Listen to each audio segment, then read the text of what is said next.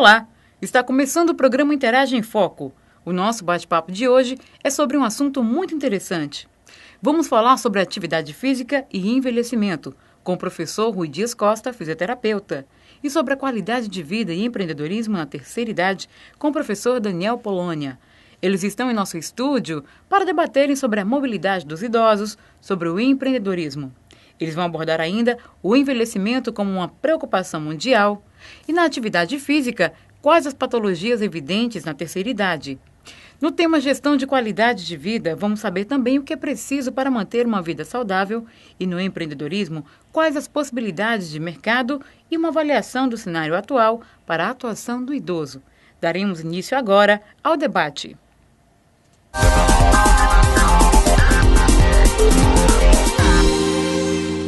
O meu nome é Rui Costa, eu sou fisioterapeuta e docente da Escola Superior de Saúde da Universidade de Aveiro e venho aqui hoje falar-vos da área da atividade física e do envelhecimento.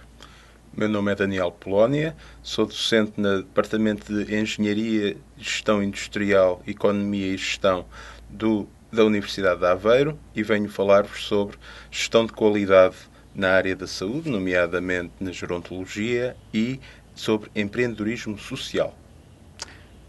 O envelhecimento é hoje uma preocupação mundial. A idade é o principal fator de risco para o surgimento das mais diversas condições de saúde. Como tal, relevo aqui as alterações ao nível das lesões, doenças, das condições musculoesqueléticas, condições neurológicas, condições cardiorrespiratórias, entre outras. Associada à idade e ao surgimento destas condições de saúde, parece-me de mais importante procurar perceber quais são as alterações em termos funcionais decorrentes destas mesmas condições de saúde. A idade, associada às mais diversas condições de saúde, podem introduzir alterações ao nível das funções mentais, funções sensoriais de dor, cardiorrespiratórias, digestivas, genitourinárias, neuromusculoesqueléticas, entre outras. Relativamente às alterações ao nível das funções mentais, podemos destacar aqui as alterações ao nível da concentração, da motivação, energia e impulsos, orientação no espaço e no tempo, funções do sono, entre outras. Relativamente às alterações ao nível das funções sensoriais de dor, saliento a diminuição da capacidade sensorial, da atividade sensorial dos indivíduos, que pode ser aqui também um grande fator de risco para a ocorrência de quedas. A dor, como todos sabemos, está muito associada também aos nossos idosos, nomeadamente às doenças crónicas. Relativamente à função cardiorrespiratória, não querendo alongar aqui as suas principais alterações, saliento redução da sua capacidade e da sua tolerância ao esforço. Quanto às alterações neuromusculoesqueléticas e relacionadas com o movimento, destacam-se claramente as alterações ao nível da mobilidade, força muscular, coordenação, propriocepção. Associadas a estas alterações ao nível da função,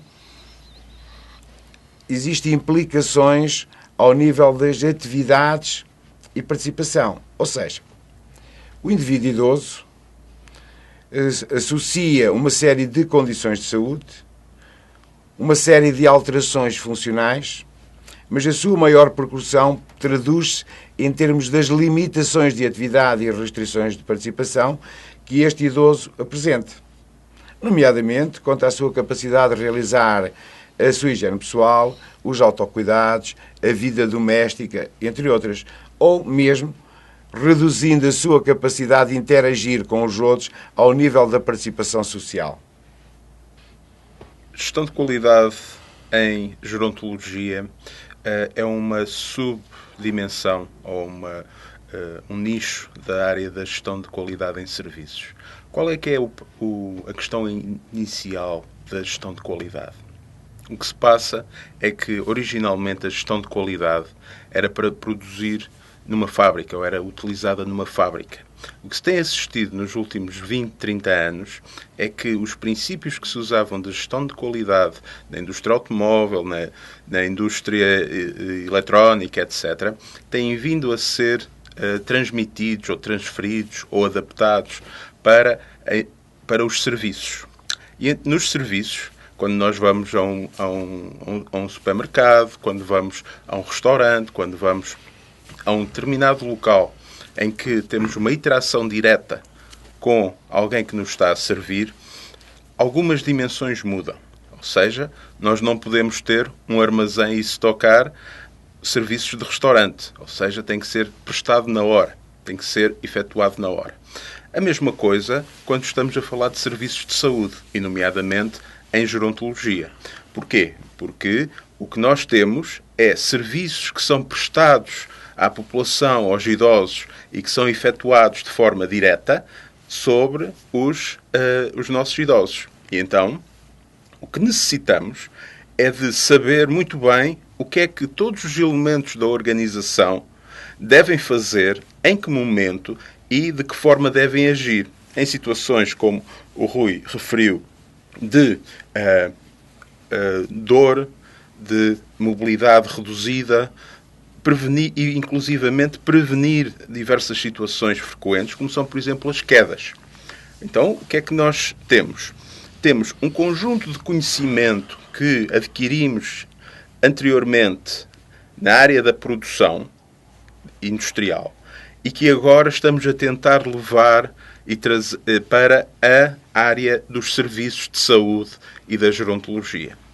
O meu papel aqui foi transmitir algum conhecimento já acumulado a nível internacional e inclusivamente aqui no Brasil sobre o desenvolvimento de procedimentos e de normas que ajudem as organizações, nomeadamente organizações dedicadas a tratar idosos e gerontes, a efetuarem o seu trabalho de uma forma planificada, a terem todo o seu portfólio de serviços devidamente standardizados e a conseguirem medir a realização desses serviços de acordo com objetivos que são definidos internamente. E, portanto, essencialmente, o que estamos a falar é de um ciclo de qualidade em que nós temos um objetivo, vamos executar e depois vamos medir o sucesso de realização dessa execução face aos objetivos iniciais e verificar onde é que existem problemas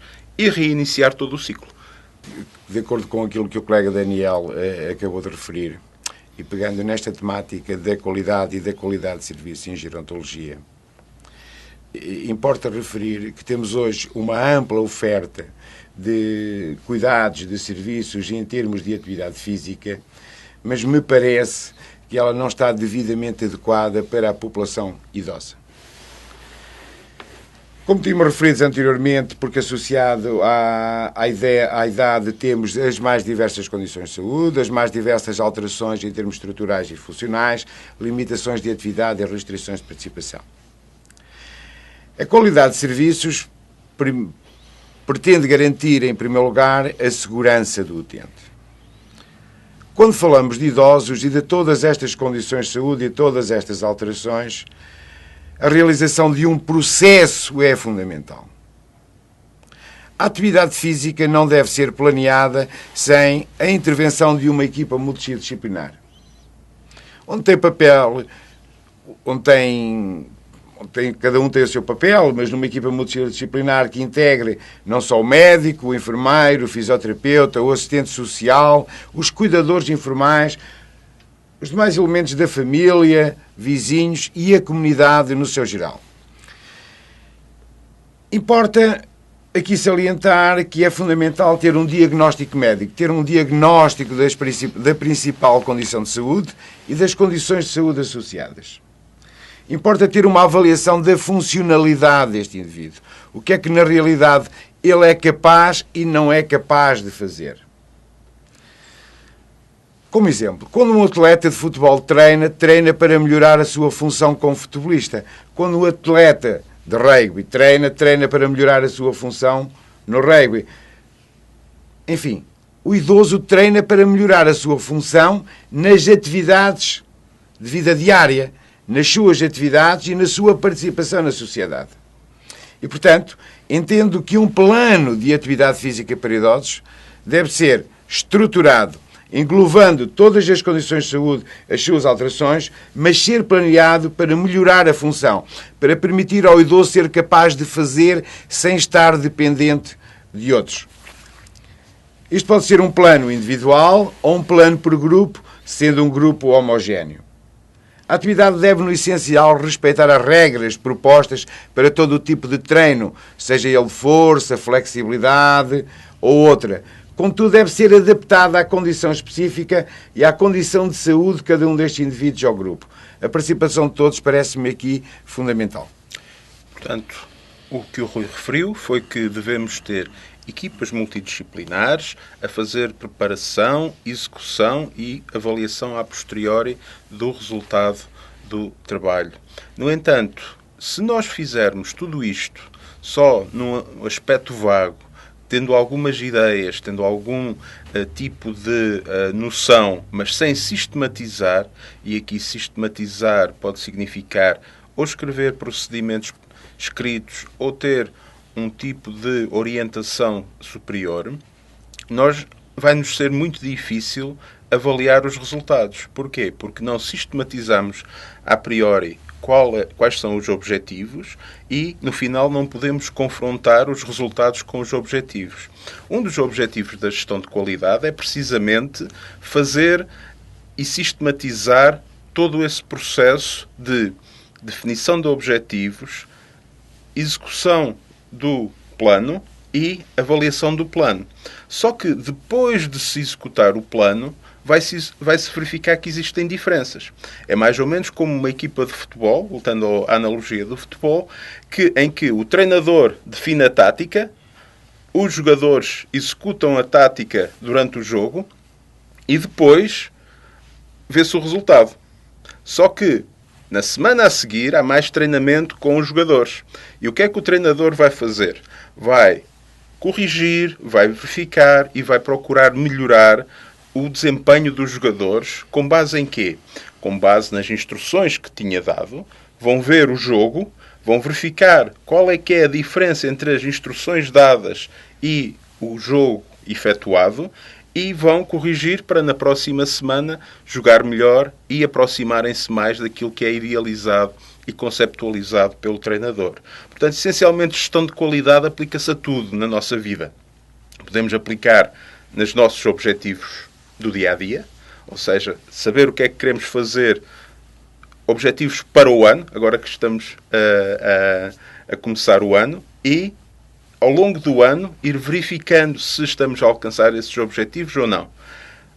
Ao longo do tempo, o que vamos fazer é, se não conseguimos atingir os objetivos, fazer a identificação porque é que não atingimos esse objetivo e procurar melhorar continuamente todo o processo envolvendo a nossa vida. Ora, uma empresa, uma organização de apoio a idosos e a gerontes é exatamente a mesma coisa. Definimos objetivos, definimos mecanismos de funcionamento, executamos esses mecanismos de funcionamento e vamos analisar a posteriori qual o diferencial entre o que foi alcançado e o que era pretendido.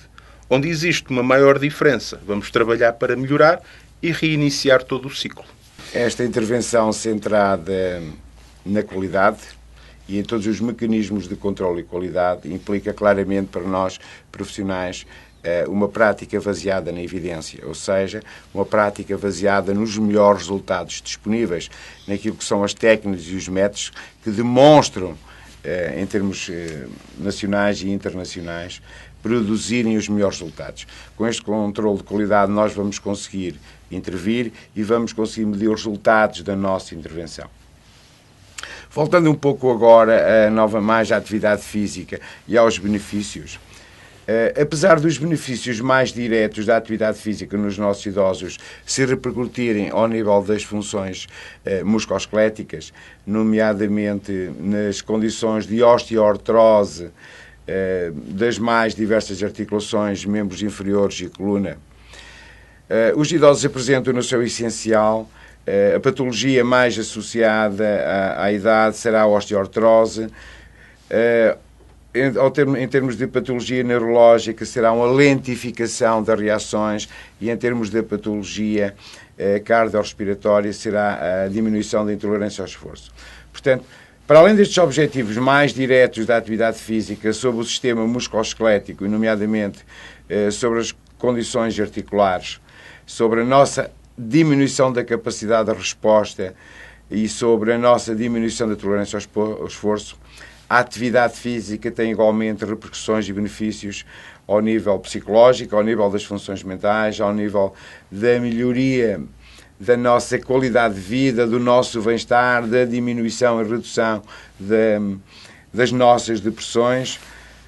Vem como uma componente social de participação na vida social, civil, cívica, familiar, cuidar de familiares. Portanto, tem um benefício geral em termos individuais que me parece por demais determinante para o nosso bem-estar físico e social.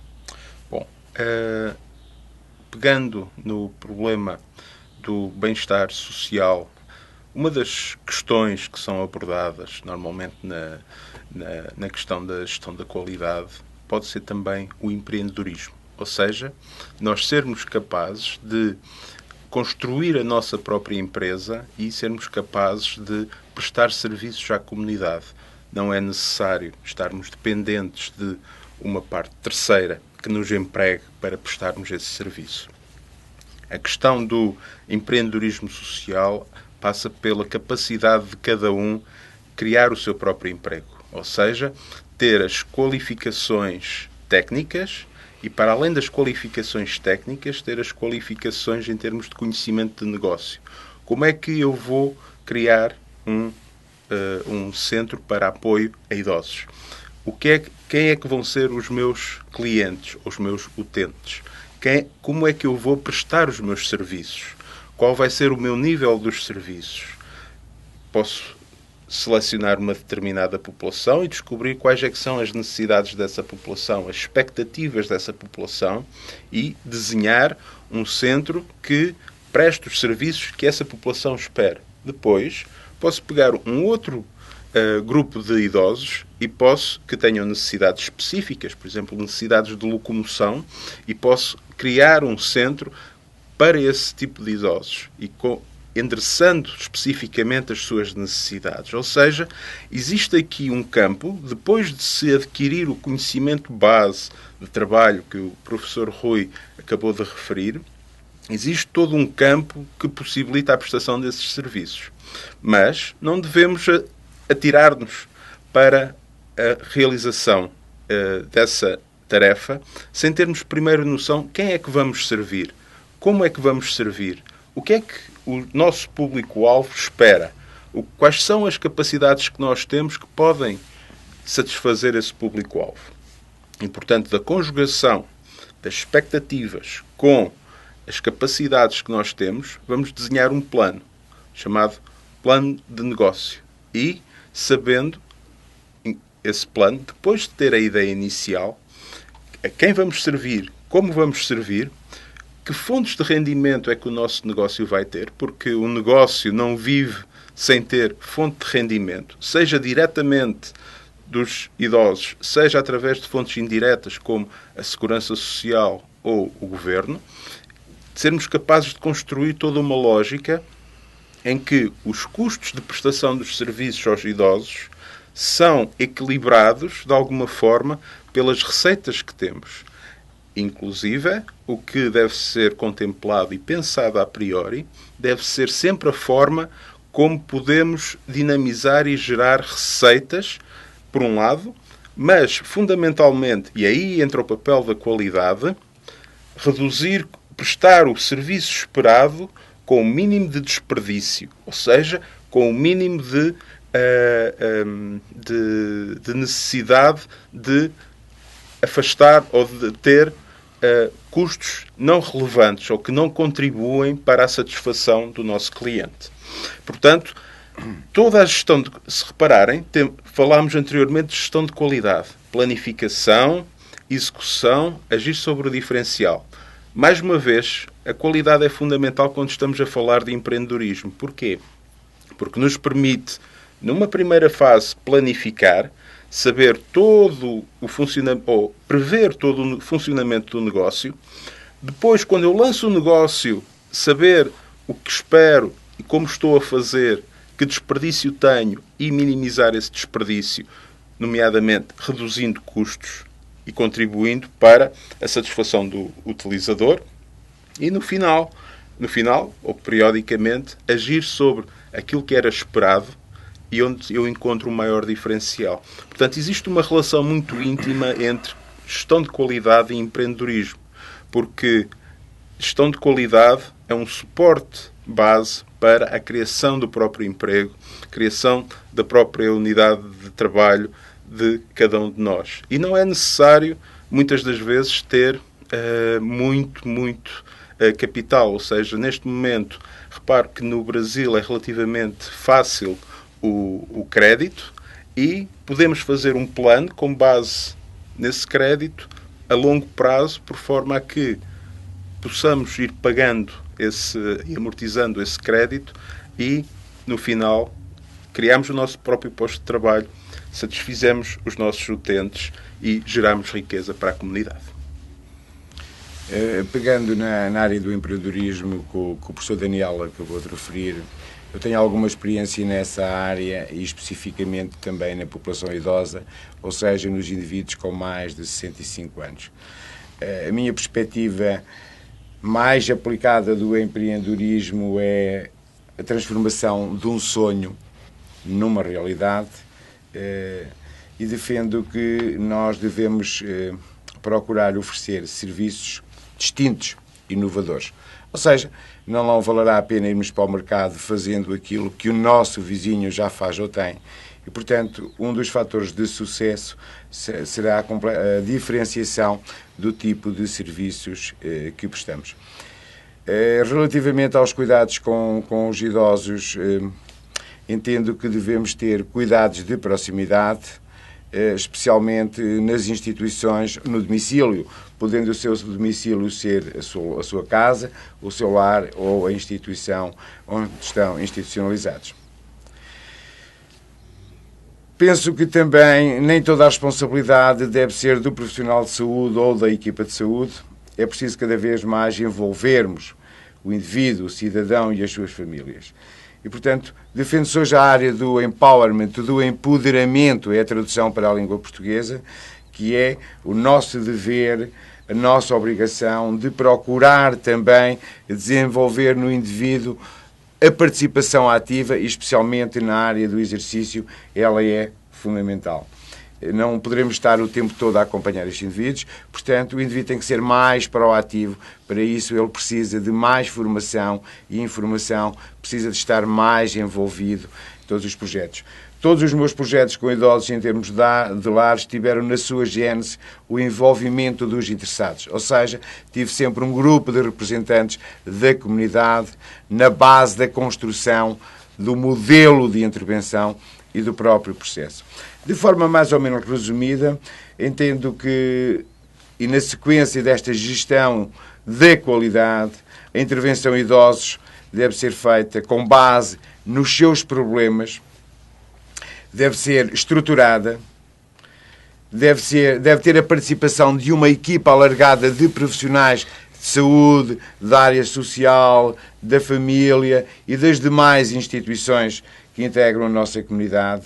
Deve ter um processo de avaliação sistematizada que, para além da patologia, integre as alterações estruturais, funcionais, refira e avalie as principais limitações de atividade e restrições de participação.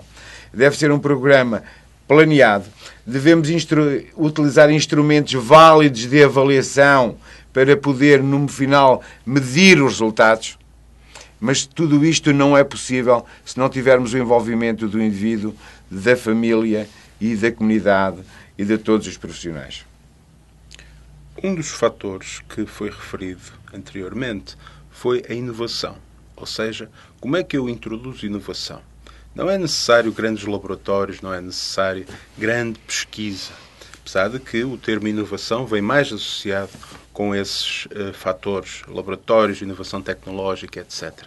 Nós próprios, quando criamos a nossa própria empresa, podemos introduzir de uma forma sistematizada inovação. Mas lá está.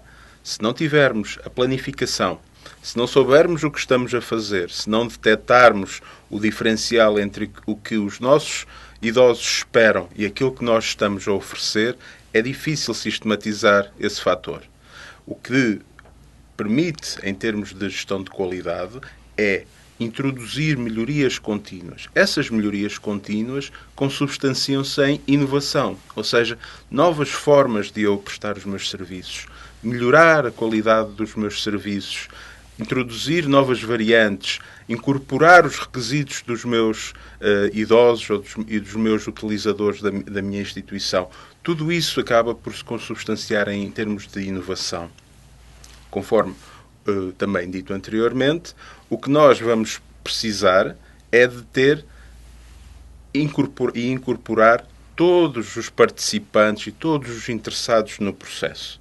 Ou seja, podemos ter os idosos, podemos ter a família, podemos ter a comunidade, podemos ter os peritos, vamos lá, ou os especialistas em saúde e com eles formar equipas multidisciplinares. Essas equipas multidisciplinares o que vão fazer é constantemente olhar para a forma como entregamos os nossos serviços e melhorá-los por forma a satisfazer todos os participantes, sejam eles idosos, familiares ou profissionais de saúde.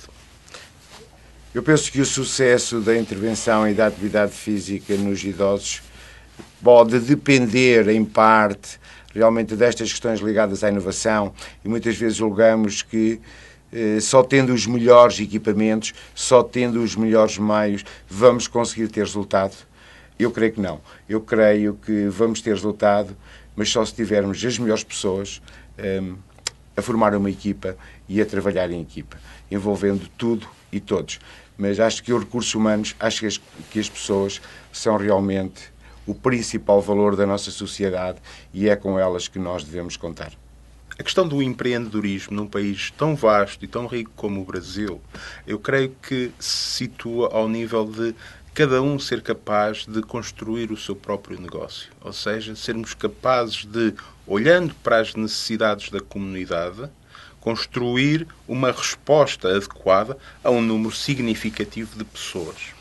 Um dos ensinamentos que nós temos tido na Europa é que passamos, nomeadamente em Portugal, é que passamos de uma sociedade relativamente jovem e sem grandes necessidades em termos de gestão ou de acompanhamento de idosos, mas passamos muito rapidamente, em cerca de 20, 30 anos, para uma sociedade extremamente envelhecida, em que temos um vasto conjunto de idosos que, apesar de terem algum rendimento e alguma capacidade financeira, têm muitas necessidades em termos de acompanhamento e de resposta às suas necessidades específicas.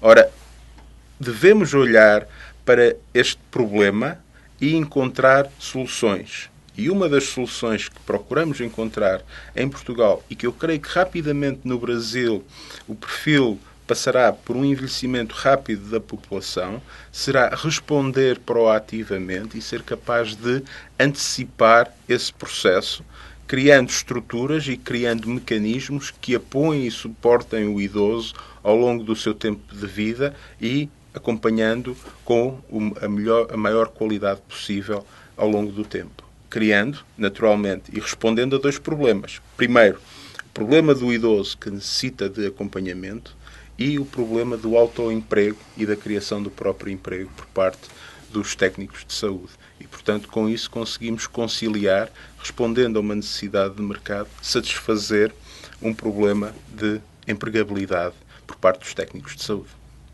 A atividade física implica movimento, implica participação. Durante toda a vida nos movimentamos para a satisfação de uma necessidade, para a realização de uma tarefa, para o desempenho de uma ação. Não vamos, pois, poder pedir aos nossos idosos que, a partir de determinado momento, se movimentem, muitas vezes com a dor associada, com o esforço associado pela própria diminuição da intolerância ao esforço, se não tiverem um objetivo. nós não fazemos, eles também não farão. Por isso eu entendo que a participação deles deve ser no levantamento das suas reais necessidades em termos de função. Ou seja, o que é que eles não conseguem fazer ou não conseguem fazer da forma que desejavam. Portanto, a atividade física deve ser para responder a necessidades específicas de funcionalidade. Nós pretendemos que o idoso recupere, mantenha ou melhore a sua capacidade de desempenho ao nível das atividades que ele pretende fazer no seu dia-a-dia. E é esse o envolvimento. Eu quero que o utente se levante mais facilmente, se vista com mais facilidade, se levante com mais facilidade, deambule com mais facilidade, caminhe com mais facilidade. Estas atividades é para satisfazer e devem potencializar a satisfação destas necessidades, melhorar a sua funcionalidade e aí estamos a melhorar a sua participação em todos os níveis de vida. Aqui a participação dele é fundamental porque é ele que realmente sente o que é que está menos bem, quais são as suas necessidades e que nós devemos ser nós a desenhar os planos de forma a responder a essas necessidades. Porque a atividade física para idosos é para idosos, não é para os profissionais. Bem, eu gostaria de agradecer esta oportunidade de falar para todo o nosso auditório e deixar a seguinte mensagem.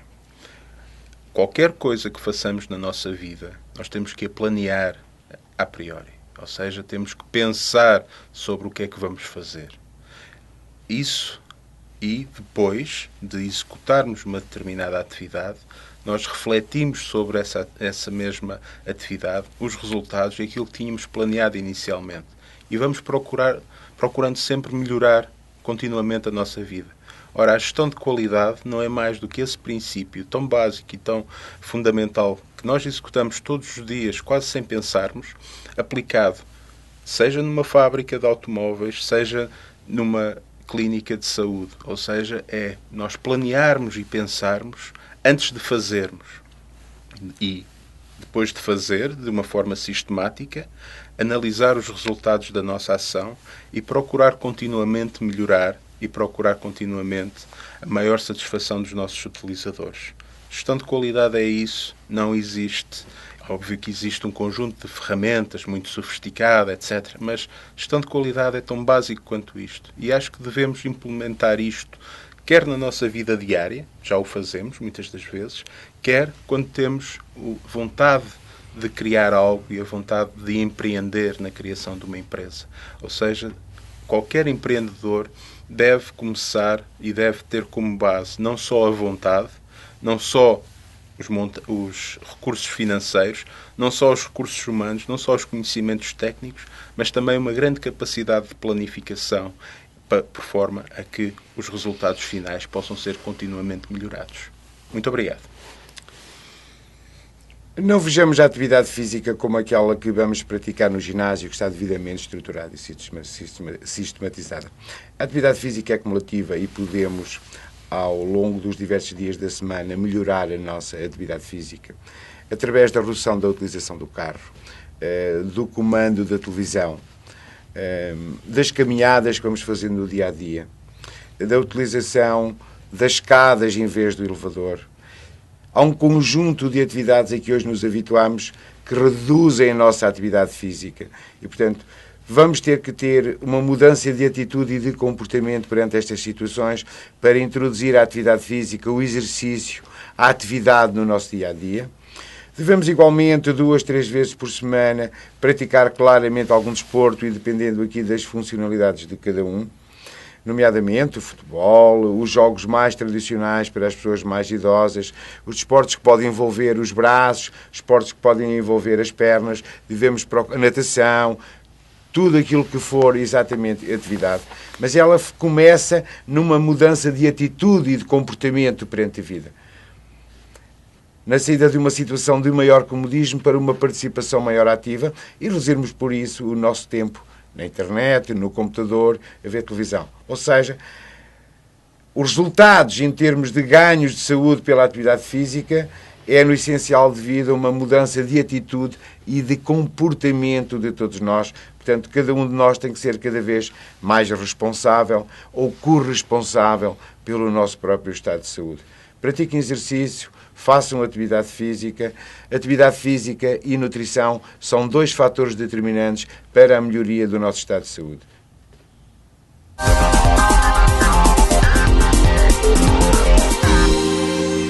E aí, gostou do debate de hoje? Chegamos ao final do nosso programa. Essa foi mais uma realização da TV Interaja. Essa e muitas outras reportagens você acompanha aqui.